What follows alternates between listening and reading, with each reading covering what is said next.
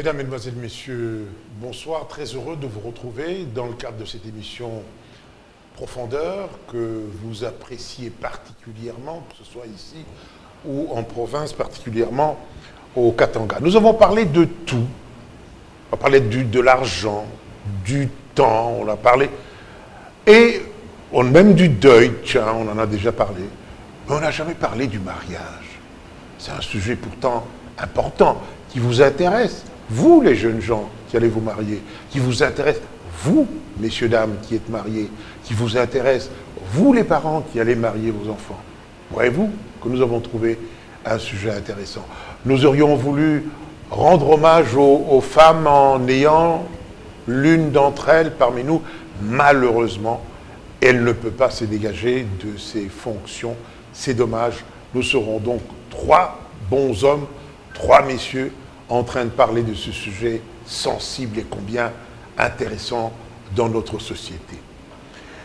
Je vous présente mes invités. D'abord, c'est monsieur Bonigaba, bonsoir et bonjour. Bonsoir et bonjour, monsieur Kibambi. La deuxième personne ou personnalité, c'est monsieur Ganzumba. Monsieur Ganzumba, bonsoir et bonjour. Bonjour, bon retour parmi les mortels de Kinshasa, monsieur Kibambi. Eh bien, encore une fois, quand je vous dis personnalité, je ne me trompe pas parce que, quelque part où j'étais, on me présentait comme professeur. J'ai osé dire que je n'étais pas professeur. Quelqu'un a dit, mais ceux qui nous dispensent de cours ne sont parfois même pas certains en mesure de lire leur syllabus. Donc, c'est à ce titre que je vous bombarde. Je dis que je ne l'accepte quand même pas. Alors, messieurs, on va parler de ce mariage, du mariage de notre société, pratiquement des origines à nos jours, pour quand même donner quelques pistes aux jeunes qui de temps en temps nous déclarent « on ne peut pas se marier parce que mon fiancé ne réunit pas encore le nécessaire pour le mariage ». Bon, qu'à cela ne tienne. Le mariage, quelle était sa signification, disons, dans la société ancienne, aussi longtemps que nous puissions nous rappeler nos traditions, monsieur Ganzumba? Oui, Kibambi, étant né à la campagne, donc dans le milieu rural, je peux me permettre de faire référence à ce que j'ai observé chez ces personnes pour dire ceci. Le mariage se faisait pour deux raisons essentielles. D'abord, la raison de la procréation, de la continuation de l'espèce, de la race, si vous voulez, de l'espèce. Et ensuite, pour des raisons économiques, puisque c'est la femme qui va au champ, qui va à la rivière pêcher, qui donne à manger au mari et au foyer. Donc on prenait une femme pour ces deux raisons-là au départ, c'est-à-dire pour qu'elle puisse donner une descendance et deux, qu'elle puisse donner à manger à la communauté nouvelle, c'est-à-dire au mari et aux futurs enfants. Monsieur Bonigaba, vous avez vécu en ville à Bukavu. Ça se passait comment dans les souvenirs ou dans tout ce qu'on vous a raconté? Oui, mais comme notre ami Roger, je ne suis pas né à Bukavu. Je suis né aussi au village. Ah bon? Mais à 12 ans, je suis allé à Bukavu pour commencer l'école secondaire et puis jusqu'au bout. Donc, effectivement, le mariage a été de tout temps conçu comme le moyen de permettre à la famille de continuer à s'agrandir, de continuer à, en quelque sorte, renforcer son prestige, parce que le choix du conjoint dépendait de tout ça aussi. On ne prenait pas la fille du kidam du coin, non, on cherchait la fille de tel grand monsieur. Et telle famille aussi ne mariait pas sa fille à un fils de n'importe qui. Donc, c'était toujours pour renforcer le prestige de la famille au sens large et on peut dire que l'amour entre le conjoint venait un peu en seconde position. Parce qu'on estimait que une fois que toutes les autres conditions sont réunies, l'amour viendra par surcroît. Et si nous émettions quelques critiques sur cette façon de voir les choses dans le monde qui est le nôtre aujourd'hui, qu'est-ce que nous dirions? On oublie les jeunes gens, on choisit tout à leur place, alors que c'est eux qui sont concernés par le mariage. Bien entendu qu'ils sont concernés. Mais un philosophe disait « Eligo ergo sum », j'ai choisi donc je suis. Mais les jeunes gens sont-ils à mesure de faire le choix et de l'assumer? À l'époque, comme Modeste le disait, les choix étaient faits par les parents parce que les parents avaient un recul et historique et sociologique et tout pour savoir quelle quelle fille était bonne pour leur fils, ou bien l'inverse, quel garçon était bon pour leur fille. Tandis que maintenant, nous sommes dans une société qui est mal comprise par ses contemporains, par les gens qui la composent. Et par conséquent, les règles, que ce soit en matière de vie sociale ou de vie en commun, les règles sont mal définies. Alors même les règles qui président au mariage vont être floues si on ne se concentre pas effectivement pour que le mariage ait une signification réelle pour les gens qui vont le contracter dans le monde que nous vivons aujourd'hui. Oui, c'est vrai, parce qu'on se mariait un peu tôt, surtout pour les jeunes filles. Certaines se mariaient à 12 ans, d'autres à 13 ans. Et à cet âge-là, on n'a pas encore le libre arbitre, on ne peut pas encore faire le choix, surtout pas le bon choix. Et quelle critique vous faites par rapport à cette pratique qui consistait à choisir justement les enfants, à choisir pour les enfants les partenaires? Oui, disons qu'aujourd'hui, avec le recul, on a tendance à dire « Oh, mais quel scandale !» que ce soit un parent ou un autre qui choisisse à la place de l'intéresser lui-même. Mais à l'époque, ça ne choquait personne. D'ailleurs, parlant de la précocité, c'était de deux côtés. Hein, l'initiation des jeunes garçons commençait à 14 ans. C'est là qu'on le prépare, l'initie à la vie d'adulte. C'est-à-dire qu'à ce moment-là, on lui montre comment un homme doit se comporter. Les filles aussi avaient leur initiation. Tout à fait. À cet âge-là, on leur apprenait comment, éventuellement, lorsqu'on devient femme, comment il faut se tenir, comment il faut se comporter. Donc, c'est par rapport à aujourd'hui qu'on peut dire que c'était précoce, mais à l'époque, ce n'était pas du tout le cas. Donc, le fait d'être encadré par toute la communauté faisait que, finalement, on est marié, mais on est toujours observé, les parents sont là, on continue à suivre. Encadré. D'ailleurs, bon, chez nous, moi je vois comment ça se passait, c'était, vous avez un domaine, donc l'enfant, les nouveaux mariés ne vont pas s'éloigner, ils vont construire dans le domaine. Ils sont toujours entourés de leurs parents, si bien que le moindre dérapage, tout de suite, vous êtes rappelé à l'ordre. Donc, il y avait cet encadrement qui faisait que... cette organisation... Cette organisation, tout simplement, qui faisait que l'harmonie au niveau du clan, au niveau de la famille, était toujours assurée. L'harmonie était assurée, comme vous le dites si bien. Mais aujourd'hui, avec la modernisation, on met en avant l'amour entre les deux individus appelés à continuer cette harmonie, et parfois on tombe dans des travers. Monsieur Gazumba. Ce que je voudrais dire par rapport à la précocité d'abord, comme vous l'avez dit à un moment donné, mais il faut lier ça aussi à l'espérance de vie des gens à l'époque. l'espérance de vie était autour de 45 ans, 42, 45 ans. Donc on ne vivait pas trop vieux. Donc se marier à 12 ans, c'était pas si précoce que cela. Ceci dit, c'est pertinent.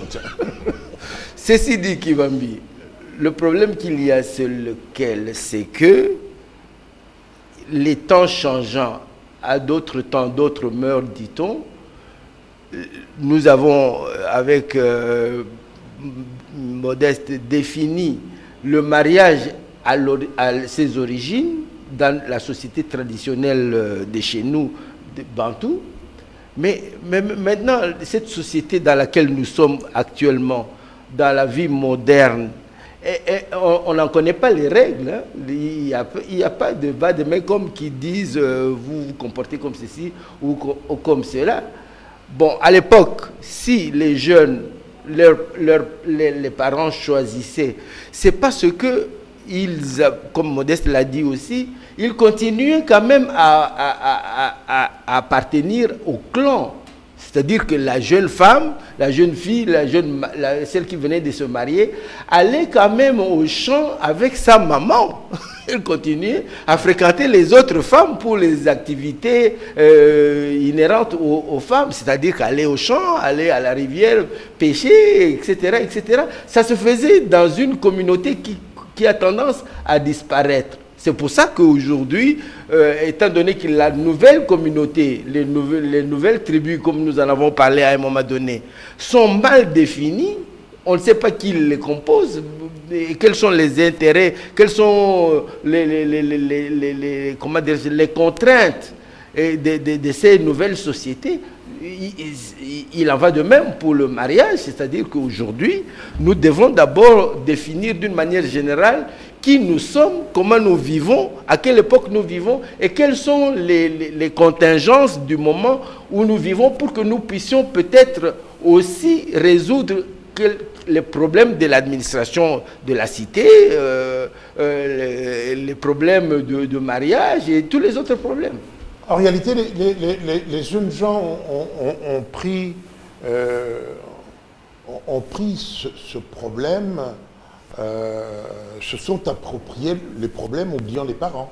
Parce que pour eux, aujourd'hui, c'est, même pour nous, hein, on n'est pas si vieux que ça, c'est d'abord l'amour et l'encadrement vient après. Quand on ramène ça à l'amour pris au sens occidental du terme, c'est parce que, encore une fois, dans ce domaine-là, il se démontre, il se prouve que nous avons mal quitté la société traditionnelle et nous avons mal atterri dans la société moderne occidentale. Donc nous sommes quasi des mutants. Alors les règles se définissent par les composantes de cette mutation, plus ou moins en désordre si ce n'est pas pris en compte par un pouvoir central de réflexion philosophique, sociologique, politique et tout ce que vous voulez, anthropologique et autres. Pour vous, si les jeunes gens se marient aujourd'hui par amour, apparemment, c'est pas normal. Il faudrait qu'on ait continué avec cette société. Mais cette notion de l'amour à l'occidental, elle implique beaucoup d'autres facteurs qu'on n'a pas encore intériorisés de l'Occident. D'où les difficultés que nous avons à vivre des concepts tels que la démocratie ou des histoires comme ça qui sont, même le fait religieux, les gens qui se réfèrent à la Bible avec l'histoire des Juifs et tout ça, des Chaldéens et consorts, alors que ça n'a rien à voir avec nos traditions de Bantou, de tout ça, ça pose des problèmes. Donc c'est une boîte de Pandore qu'on ouvre sans savoir qu'est-ce qui va en sortir. Oui, c'est effectivement la difficulté. Et là, c'est que la dualité entre deux modes de vie. Et que nous devons essayer de faire la synthèse, en fait, entre ces deux modes de vie n'est pas facile. Parce que on se rend compte que l'amour tel qu'il est défini par les Occidentaux, on dirait qu'il est très, très individualiste, très restrictif. Alors que nous, les Africains, nous les Bantous, nous estimons que ça doit aller au-delà de l'individu pour atteindre tout le groupe, donc le groupe familial. Lorsque vous êtes seulement enfermé sur votre couple et que vous ne voyez pas ce qu'il y a autour, c'est-à-dire les autres membres de la famille, c'est mal perçu. Les gens estiment que ce n'est pas ça. Donc, nous devons faire cet effort, comme l'a dit Roger. C'est aussi l'État, la société, ceux qui dirigent, qui doivent aider à ce que nous puissions avoir un environnement qui soit effectivement celui qui favorise cette harmonie entre, bien sûr, le couple qui est là, il est le couple moderne, mais sans oublier que ce couple appartient à un groupe. Le groupe familial, la société africaine est toujours celle-là, et ceux qui essaient de s'en éloigner, on voit ce que ça leur coûte. Oui, parce que manifestement, ce n'est pas encore, je me demande même si on arrivera à atteindre le niveau de l'individualisme à l'occidental, et je me demande même si c'est souhaitable. Parce que lorsqu'on voit comment en Occident, les personnes du troisième âge, les parents, sont délaissés par les enfants, on se dit non, c'est pas ça qu'il faut imiter. Il faut arriver à trouver la meilleure synthèse qui puisse nous aider à ce que, effectivement, naturellement, le couple est une réalité. Il faut considérer que ce couple doit avoir sa part d'autonomie, mais en même temps, il faut continuer à considérer que ce couple appartient à un groupe et que ce groupe a aussi sa place dans notre société. Donc, c'est un exercice difficile, surtout lorsque l'État n'y met pas du sien. Oui, mais difficile aujourd'hui, où l'Occident, l'Amérique deviennent attrayantes, où tout le monde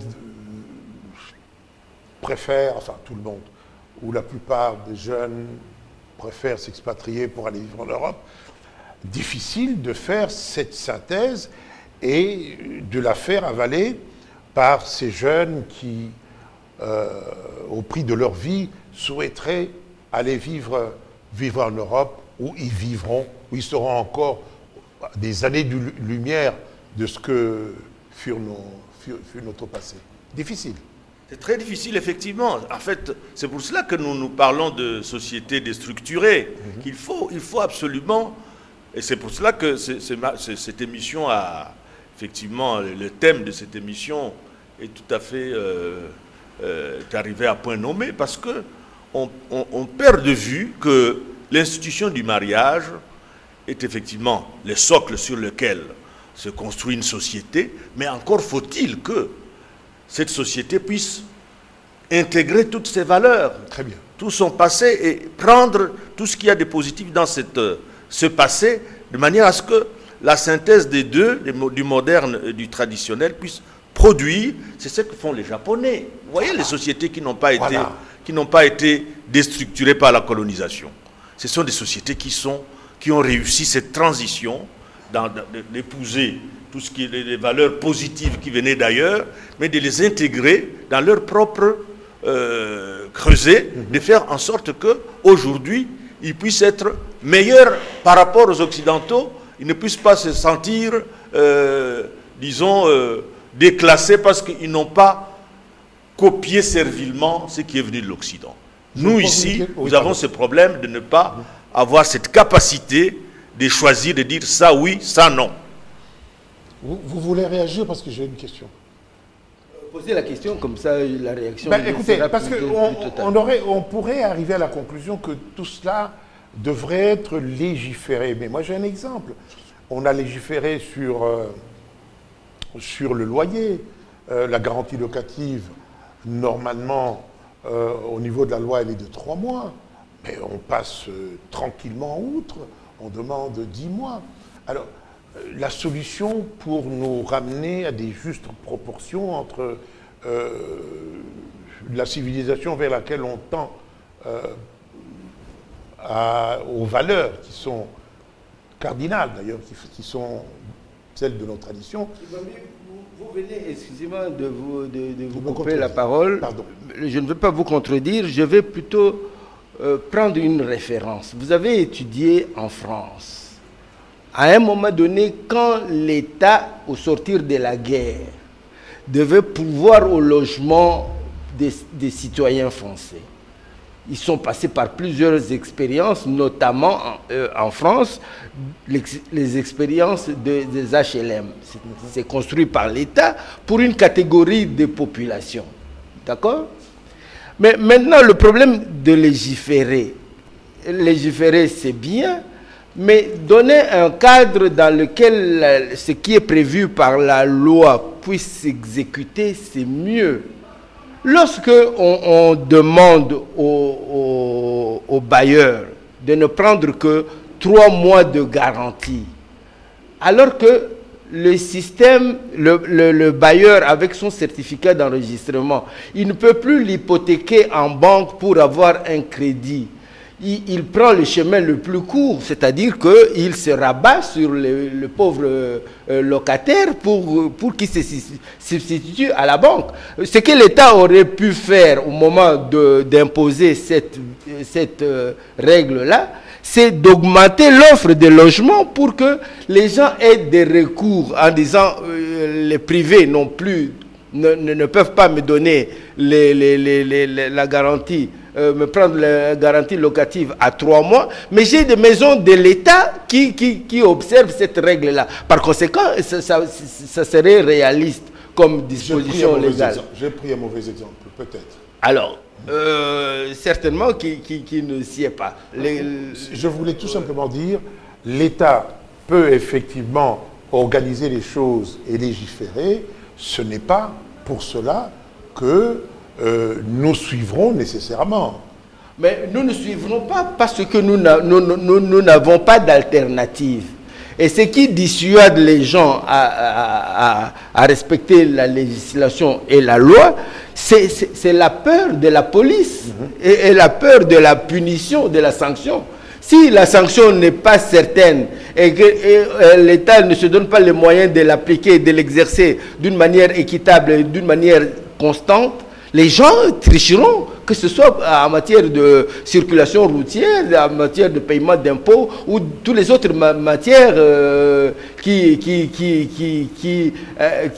nécessitent l'implication du citoyen vis-à-vis du respect de la réglementation et de la loi. C'est moi-même qui ai perdu le fil d'émission en posant une question incongrue. Revenons donc au mariage, et pour constater par exemple qu'aujourd'hui, le phénomène dot est devenu un casse-tête, si bien qu'on a tendance à croire que de l'amour sincère, honnête, on est passé finalement à d'autres considérations. Oui, mais on a effectivement, vous avez bien fait de dire dans l'introduction que nous allions parler du mariage et puis les origines jusqu'à nos jours. Parce qu'effectivement, avec l'évolution, on s'est rendu compte que le mariage, même si dans la société traditionnelle, il y avait aussi ces considérations matérielles, comme je le disais tout à l'heure, on ne donnait pas sa fille en mariage à un jeune sans assise, ou à une famille pauvre, ou à une famille démunie qui va venir tout le temps demander à manger chez vous. Donc là, c'était le cas aussi, c'était vrai. Mais en même temps, il n'y avait pas cette obsession par rapport à aujourd'hui, cette obsession à vouloir vraiment maximiser déjà dans la dot, là, maximiser l'investissement, ou je ne sais pas comment on peut appeler ça, parce qu'on a l'impression que les parents de la fille se disent c'est l'occasion ou jamais pour faire de l'argent, un grand coup. Alors, la fille devient l'occasion de faire un grand coup parce qu'on va la donner en mariage. Donc ça montre qu'il y a eu comme un glissement malsain vers le mercantilisme. Vers le mercantilisme qui fait qu'aujourd'hui, effectivement, l'amour, l'attirance réciproque entre les deux jeunes gens n'est plus la chose essentielle, fondamentale. C'est plutôt le compte en banque du garçon lui-même ou de sa famille. Alors à partir de là, évidemment, on constate d'ailleurs que les mariages, les divorces, la fréquence des divorces aujourd'hui est telle qu'on n'en croirait pas ses yeux si on voyait les statistiques. Il y a beaucoup de jeunes gens qui se marient et quelques mois après, ils se séparent. Vous apprenez que non, les jeunes là qui s'étaient mariés il y a 6 mois, avec fanfare, toute la ville était sans dessus-dessous, eh bien, ils ne sont plus ensemble. Ah, tiens, on se dit, mais alors c'est que quand ils se sont mariés, il y avait vraiment des éléments qui manquaient. Il y avait des choses qui manquaient. Ce qui fait qu'aujourd'hui, on peut dire que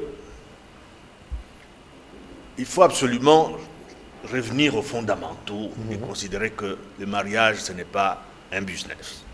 La dot, ce n'est pas un business, en tout cas.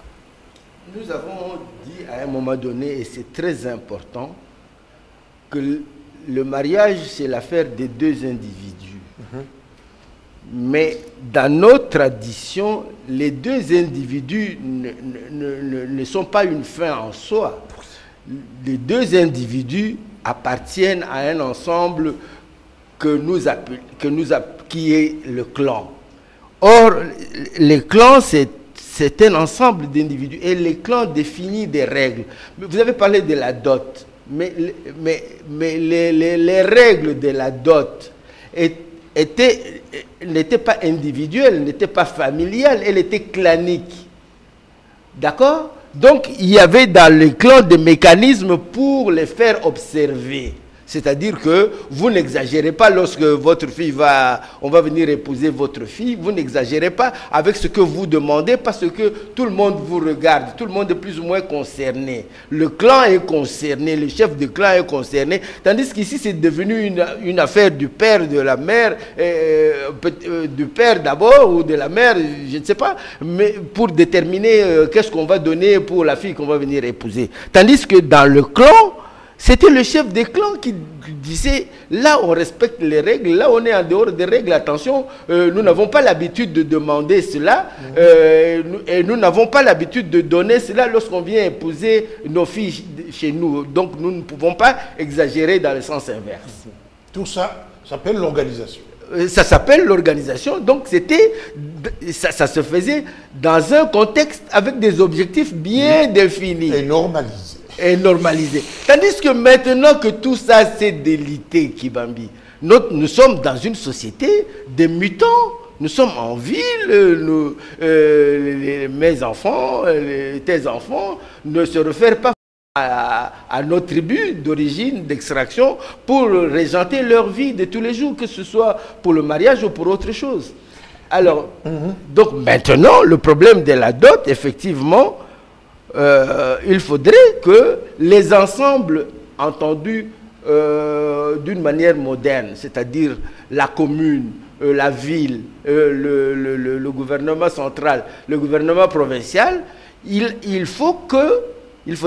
l'idéal serait que ces ensembles modernes définissent leurs règles d'existence dans tous les chapitres qui intéressent les citoyens.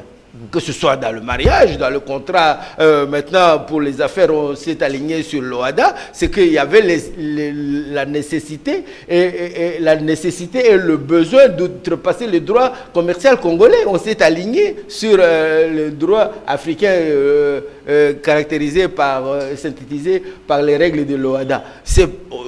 On se rend compte que là, c'est nécessaire d'adhérer à un système de gouvernance. Donc pour le mariage, c'est la même chose. Il faudrait qu'on arrive, par rapport à toutes les observations que vous faites, l'exagération de la dot, le manque d'amour, les gens qui ne donnent pas assez de sens au mariage, qui traversissent tous les concepts. Donc il faut qu'on mette de l'ordre là-dedans. Parce que vous parlez de travestissement.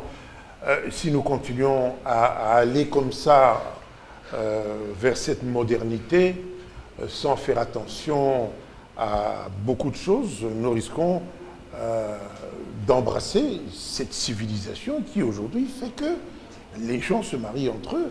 C'est dangereux. Et les hommes se marient entre eux et les femmes entre elles. Ce qui, à moins que je me trompe, n'existait pas dans notre tradition. Mais vous savez, le problème, quand vous allez dans le monde occidental, où toi et moi nous avons étudié, c'est que les règles sont adaptées au fur et à mesure de l'évolution par les gens qui mettent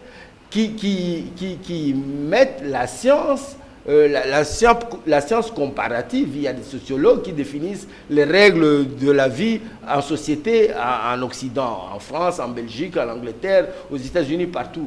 Chez nous, depuis que les Belges nous ont quittés dans le système colonial, il y a beaucoup de domaines qui sont vides. La nature n'aime pas le vide. Hein. Il faudrait qu'on puisse effectivement se rendre compte, nous sommes dans tel type de société qui est défini comme ceci et qui fonctionne selon telle règle. Dieu a créé le monde en y mettant des lois que Moïse a résumées sous la forme de 10 commandements. Il n'a pas, Dieu, ce jour-là, n'a pas oublié les lois selon lesquelles il a créé le monde. Il a tout simplement fait un concentré pour le donner à Moïse pour qu'il dirige son peuple. Et Jésus a résumé ça en voilà. C'est dommage, nous donc sommes le tous problème des chrétiens, est que alors. nous ne pouvons pas vivre dans des ensembles qui ne sont pas définis et qui vivent sans règles. La nature va nous surprendre. Hein. Oui, je crois que la société occidentale à laquelle chaque fois nous essayons de nous référer sans beaucoup d'expertise et de prudence, repose sur la sacralisation de l'individu. Aujourd'hui, l'individualisme en Occident est la règle suprême. C'est pour cela que eux, chez eux, ce qui compte, on parle des droits de l'homme. Voilà. Nous, on parle des droits humains, pour montrer que tous les humains, eux, l'homme. Et tout part de là. Au nom de cette liberté-là, on peut glisser sur la liberté pour tous, des mariages pour tous et tout ça. Parce que c'est la liberté. Alors, vous, l'homme politique, qui voulez être élu, vous êtes obligé de vous aligner sur ça. Parce que sinon, vous perdez tout ce monde-là qui considère que la liberté passe avant tout le reste. Donc, il y a cette réalité que nous n'avons pas et qui devrait nous pousser à être plus circonspects lorsque nous essayons de voir ou nous essayons de copier ce qui vient de l'Occident. Donc nous avons intérêt à continuer à cultiver nos valeurs de solidarité familiale, mais aussi solidarité d'une façon générale, et considérer qu'effectivement, il y a naturellement le minimum d'autonomie qu'il faut donner à chaque individu, mais il ne faut pas en faire sacraliser au point de considérer que tout doit découler de cela. Parce que si on oublie que c'est le groupe qui est le fondement de nos sociétés à nous, eh bien on va se casser la figure. La famille, c'est quand même la base de la société. Vous avez dénoncé les divorces. Il y a d'autres choses également qu'on peut dénoncer. Peut-être parce qu'aussi, disons, la base des arrangements est faussée par des histoires de dot ou de mariage d'intérêt. Quand, visiblement, vous vous rendez compte que votre épouse est venue à vous par intérêt, vous allez le constater tout de suite. Et d'ailleurs, la suite qui va s'en suivre, la suite va être dangereuse. Est-ce que quand on s'est marié sur cette base d'intérêt, on peut s'occuper vraiment de manière adéquate, de manière convenable de sa progéniture? Parce que son besoin n'est pas celui-là, le besoin est plutôt mercantile. Oui, c'est ça, effectivement, c'est ce qu'on constate. On constate que à partir du moment où ce mariage est basé sur l'intérêt, rien que ça, mais il suffit que le mari traverse une période de crise pour que le mariage se disloque. Alors que ces mariages dont nous parlions, les mariages de nos pères et un peu plus tard, il y avait quelque chose de plus solide soutenu par le clan. Soutenu par le clan qui maintenait l'union, même en cas de difficulté. D'ailleurs, les jeunes mariés étaient préparés à ça, à connaître des moments difficiles et donc à les affronter. Aujourd'hui, comme tout est exclusivement basé sur l'intérêt, on a la fille, c'est la fille du ministre. Bon, il ne sera pas ministre toute sa vie. Un jour, il ne sera plus ministre. Peut-être même qu'il n'aura plus la possibilité de continuer à assurer le minimum. Ou le fils qui, lui, a connu aussi un minimum de prospérité parce que le père était ministre. Quand le père n'est plus ministre, comme lui n'a pas la capacité de voler de ses propres ailes, le mariage s'effondre. Le mariage s'effondre parce que le fils n'est plus capable de continuer à s'occuper de sa famille. Donc, le fait de trop s'appuyer sur le matériel, sans tenir compte du reste, voilà où ça peut conduire. Et c'est très, très dommageable. C'est dommageable.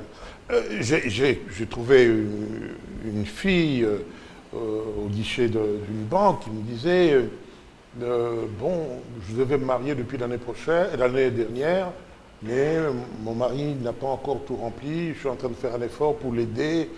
Ça, c'est vraiment dommageable pour la... Oui, monsieur Gazumba. Je crois que vous faites allusion à la dot. Si vous prenez la dot au sens occidental, des gens qui nous ont amené ce mot en français, la dot, vue en Occident, c'était les parents qui dotaient leurs enfants au moment qui leur donnaient quelque chose pour qu'ils se marient. Ce n'est pas l'inverse. Les parents n'étaient pas bénéficiaires de quelque chose. La dot entendue à l'occidental, c'est ça. Et la dot entendue chez nous, elle était symbolique en ce sens que le garçon, puisque c'est lui qui est le moteur de l'union, devait faire la preuve à ses beaux-parents qu'il avait la capacité de subvenir aux besoins de... C'était symbolique. Ce qu'on demandait, c'était symbolique, c'est-à-dire que une calebasse de vin, un peu de sel, un peu d'huile, la bassine pour... parce qu'on a lavé votre fiancée quand elle était bébé, et tout ça, vous restituez cette bassine-là à sa maman, vous lui achetez une pièce de... C'était symbolique. Alors, maintenant, je disais et je répète que au-delà de tout ça, il y avait le clan qui administrait, qui supervisait le comportement des uns et des autres dans le vécu de ce mariage à venir. Et comme Modeste Bonigaba l'a dit, la société occidentale que nous voulons imiter, que nous imitons mal, est individualiste. Ce n'est pas comme chez nous. Chez nous, le citoyen ne s'appartient pas. Il appartient à un ensemble qu'on appelle clan. Alors, ça a des avantages. Ces avantages, on devrait pouvoir les circonscrire et les perpétuer, puisque c'est ça qui est bon pour nous. Les Japonais l'ont fait pour eux, les Vietnamiens, les Chinois, etc., etc. Il n'y a que nous, les Africains, qui pensons que nous devons copier les Blancs, même dans ce qu'il y a de caricatural. C'est pas possible. Donc, ceci dit, Kibambi, ce à quoi vous faites allusion, ce sont des conséquences du délitement de notre société.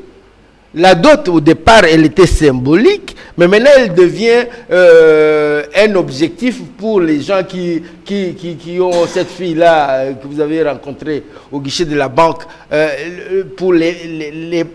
Déjà, il y a une dichotomie entre elle et ses parents. Donc, ils ne définissent pas la même chose. De la même manière, la fille le qui même, aide son mari à remplir. Voilà. Donc, quelque part, il n'y a pas d'harmonie dans cette affaire-là. Donc, et tout ce qui est basé, comme vous avez laissé entendre à un moment donné, les gens qui se marient par intérêt, quelle serait la suite pour les enfants? Puisque ça s'est fondé sur du faux, il y a une tromperie au départ. Il n'y a pas d'harmonie. La tromperie va se retrouver dans ce qui est produit par cette association qui est mal ficelée au départ. Tout à fait. Bon, alors, peut-être esquisse de solution, nous l'avons déjà dit, peut-être avez-vous un mot pour répéter, résumer tout ce que nous avons dit et peut-être chercher des pistes de solution. Parce que on ne peut pas vivre ce manque d'harmonie de manière perpétuelle. On risque d'aller à la dérive vers une société où, sans harmonie, les mariages vont se casser la figure à tous les coins de rue. Oui, effectivement, je crois que nous avons chaque fois atterri sur ce même constat. C'est que l'organisation que nous devons mettre en place, l'organisation globale au niveau du pays, qui puisse intégrer tout ce que nous avons dit aujourd'hui pour les mariages, mais on l'a déjà dit pour d'autres thèmes, c'est cette organisation qui, Gazumba l'a rappelé aussi, tant au niveau national, provincial que local, prend en compte tout ce que nous venons de dire en ce qui concerne le mariage, de manière à ce que désormais nous puissions, nous tous, nous comporter de façon que le mariage soit effectivement cette valeur qui permet à deux personnes de fonder un foyer, de créer, donc de fonder un foyer des enfants, de chérir leurs enfants, de les éduquer correctement pour qu'à leur tour, ils puissent continuer et perpétuer le clan et la race et continuer à considérer que le mariage ne peut pas être, la finalité du mariage ne peut pas être l'enrichissement d'une famille ou au détriment d'une autre, non, parce qu'on a montré que depuis le début, en Occident, la dot, c'était l'apport des deux familles pour les enfants qui s'unissent. Aujourd'hui, chez nous, la dot, c'est la famille de la fille qui se dit, c'est l'occasion aussi maintenant de faire, un peu d'argent. Et même lorsqu'on sent que la fille n'est pas vraiment très enthousiaste, on lui montre que non, mais laisse tomber, c'est du secondaire. Alors, si le mariage devient cela, eh bien, je peux dire que notre société va vraiment à la dérive. Nous devons arrêter cela, faire en sorte que l'union entre deux personnes soit toujours fondée sur cette attirance mutuelle, mais aussi sur l'idée que c'est tout le groupe, toute la famille qui s'unit à une autre famille. Ce n'est pas deux individus qui s'unissent pour eux-mêmes. C'est toute la famille, c'est pour renforcer les liens, peut-être même pour certains, c'est pour renforcer des alliances déjà anciennes, qu'on se marie et de cette façon-là, c'est ce que font les Asiatiques, encore une fois, surtout les Japonais. De cette façon-là, on est sûr de construire une société solide qui repose sur des bases, effectivement, tout aussi solides. Oui. On ne peut pas commencer à imaginer, à épingler des cas particuliers, que ce soit le mariage, le travail, l'organisation de la société. Et si nous sortons le problème du contexte, nous n'allons pas contribuer à la résolution de ce problème-là d'une manière définitive. il y a des choses importantes qui ont été dites dans cette émission, et Modeste Mbonigaba l'a dit. La société occidentale vers laquelle nous voulons aller pour faire bien, elle est individualiste. Notre société traditionnelle d'où nous venons, qui était très bien pendant des millénaires avant que le blanc ne vienne, était communautariste, c'est-à-dire que le clan, etc., etc.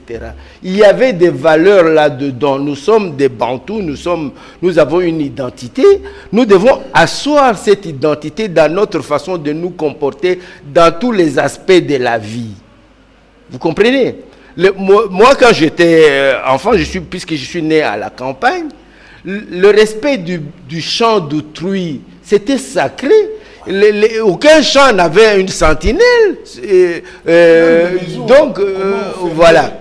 Donc, le problème qu'il y a, c'est que quand on passait dans un champ d'arachides, nous venons de passer l'époque où chez nous, c'est la période des arachides, un passant peut à la limite prendre une touffe ou deux d'arachides pour le besoin de sa bouche. Il ne peut pas prendre tout un seau d'arachides d'autrui. Non, c'était tolérable que vous preniez une touffe d'arachide pour... personne ne va vous en faire le reproche. Alors nous entrons dans une société sans règles, sur tous les plans. Donc sur tous les plans qui bambillent. C'est ça qui est un non-sens. Moi, je me souviens à l'époque, pour partir... Une minute qui vous reste. À l'époque, l'immigration, c'est-à-dire quitter son milieu rural pour aller dans un milieu extra-urbain, extra-coutumier, comme on l'appelait à l'époque, avant l'indépendance. Il fallait l'autorisation du chef de ce milieu que vous quittiez. Il devait s'assurer que vous allez en ville parce que vous avez quelque chose à faire.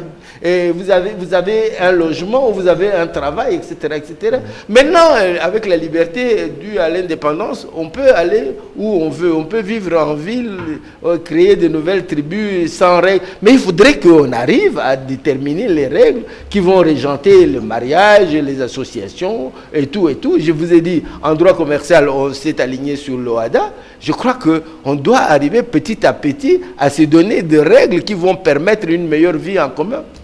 Oui, vous me direz, bon, au moment où nous vivons pratiquement l'extinction de nos villages, où tout le monde vient de manière désordonnée en ville, comment rattraper tout cela, comment revenir à ces traditions qui ont fait que nous puissions vivre pendant des millénaires, comme le disait mon ami, eh bien, comment le faire?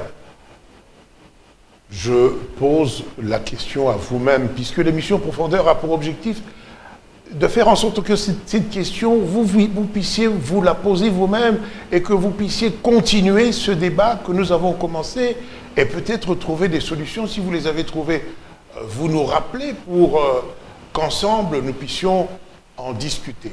Nous posons des questions, nous essayons d'y trouver des réponses avec les moyens qui sont les nôtres, avec les documentations qui sont les nôtres, mais continuez ce débat entre vous ou demain au travail. Vous verrez que petit à petit, on pourra se rattraper. Quand vous allez en Europe aujourd'hui, vous allez voir des mouroirs où les grands-mères meurent dans des mouroirs, alors qu'ici, c'est dommage qu'il y ait encore aussi de temps en temps des lieux comme ça. Nous faisons un effort pour que nos parents, nous les prenions en charge jusqu'à la fin de leur jour. Cette émission sur le mariage est terminée. Elle continue chez vous. Je vous dis bonsoir et à la semaine prochaine.